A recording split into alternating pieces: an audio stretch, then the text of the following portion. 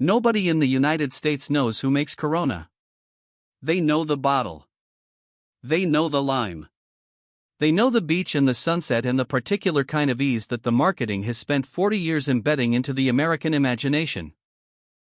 But the company behind it, the family behind that company, and the story of how a brewery founded in Mexico City in 1925 became the most imported beer in the United States for over 2 decades running, that story is almost completely unknown to the people who drink it. The company is Grupo Modelo. The family is the Diaz family and their partners.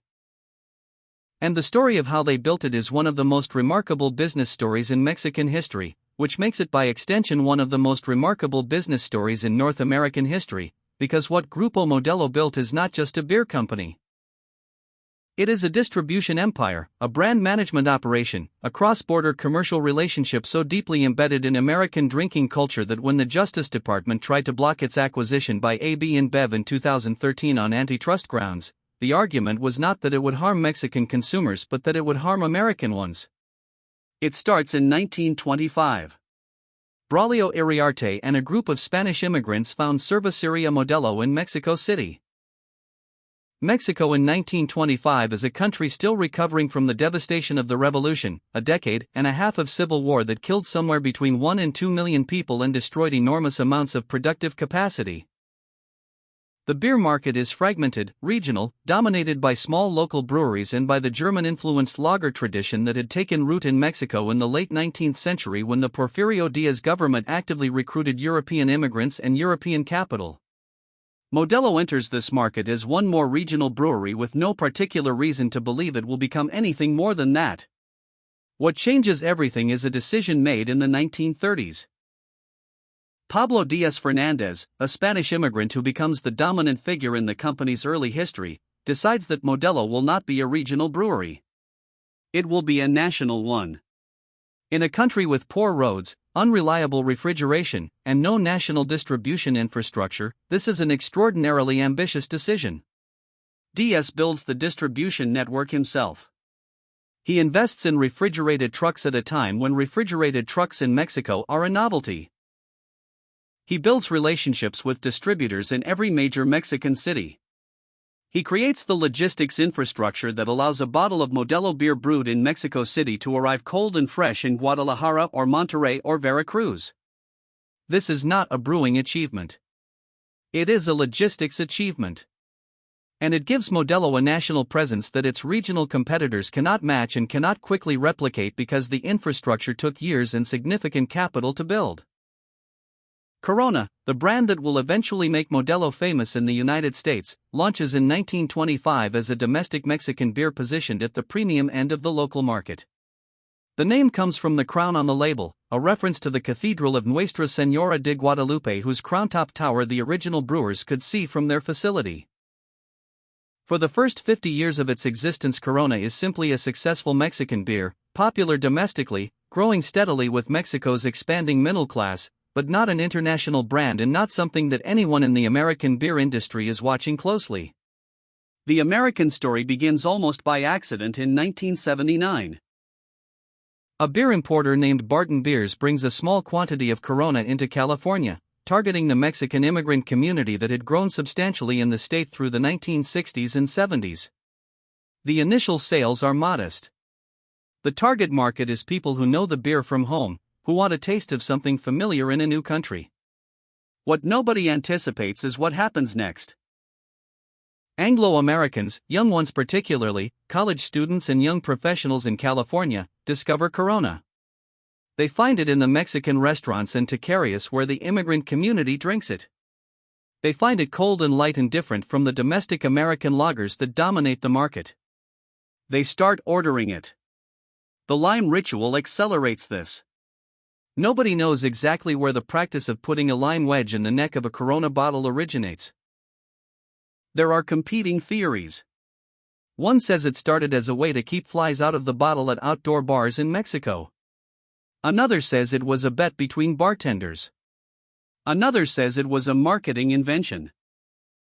What matters is that by the early 1980s the lime in Corona ritual had spread from California through the American Southwest and into the broader national consciousness as a gesture that signified something, a certain casualness, a certain sun and beach attitude, a certain way of approaching leisure that the American beer market had not previously offered in quite that form. Corona was not selling beer. It was selling a mood. And the mood was exactly right for the moment, which was the height of the yuppie era, when young American professionals with disposable income were looking for ways to signal that they were different from their parents' generation, more relaxed, more cosmopolitan, more at ease. Modelo and its American distributor Gambrinus leaned into this completely. The advertising that Corona ran through the 1980s was almost aggressively minimal. No sports. No celebrities. No elaborate production.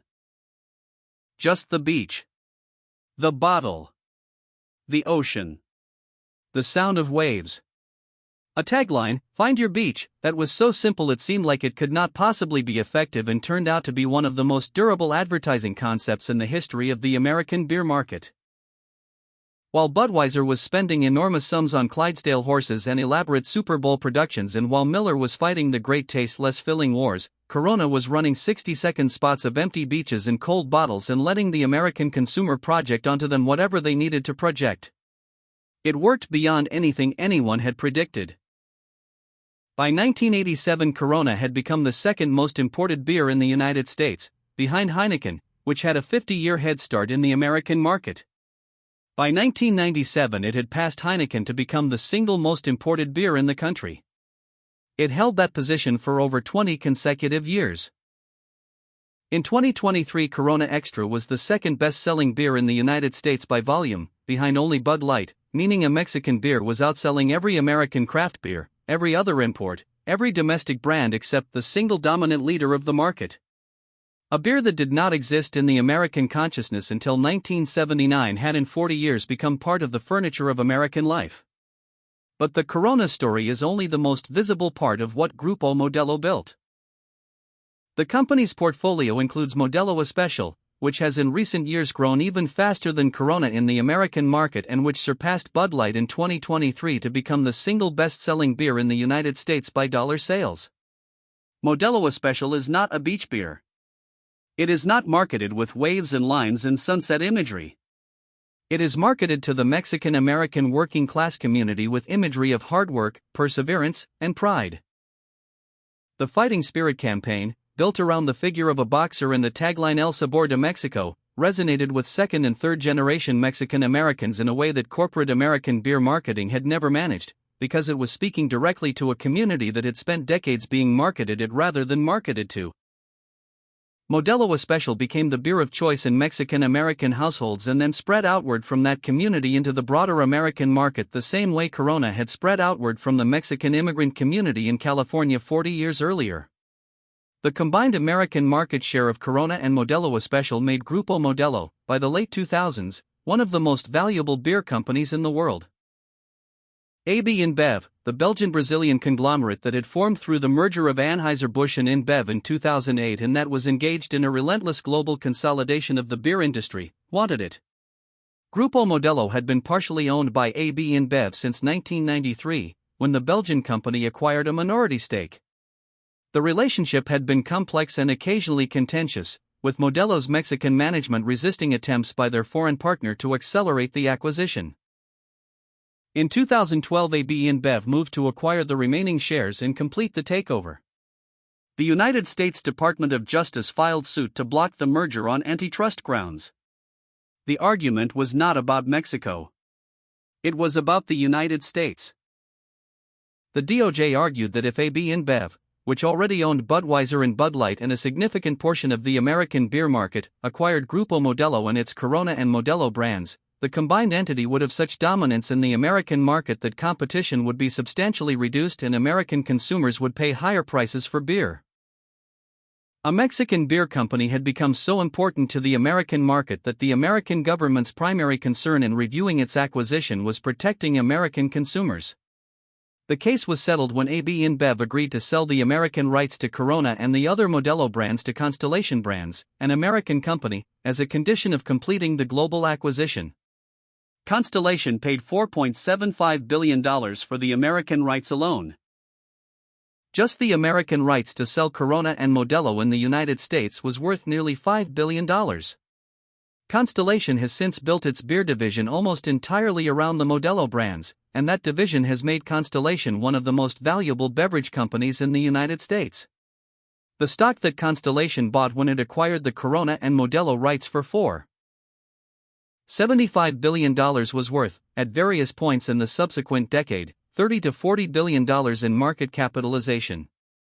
The Mexican brands that AB InBev was forced to divest as the price of its global acquisition turned out to be among the most valuable beer assets in the world, more valuable per case sold than Budweiser, more valuable per brand than almost anything else in the global beer industry. What this entire story reveals is something about how brand value gets created and where it actually resides. The beer in a bottle of Corona is not particularly complex. It is a light lager, well made and consistent, but not dramatically different from dozens of other light lagers produced around the world. The value is not in the liquid. The value is in what the liquid means to the people who drink it, the associations it carries, the mood it conjures, the identity it allows people to perform when they order it. That meaning was built over decades by a Mexican company using a combination of shrewd positioning, minimal advertising, and the organic spread of drinking culture through immigrant communities and then outward into the broader American market. It cannot be manufactured quickly.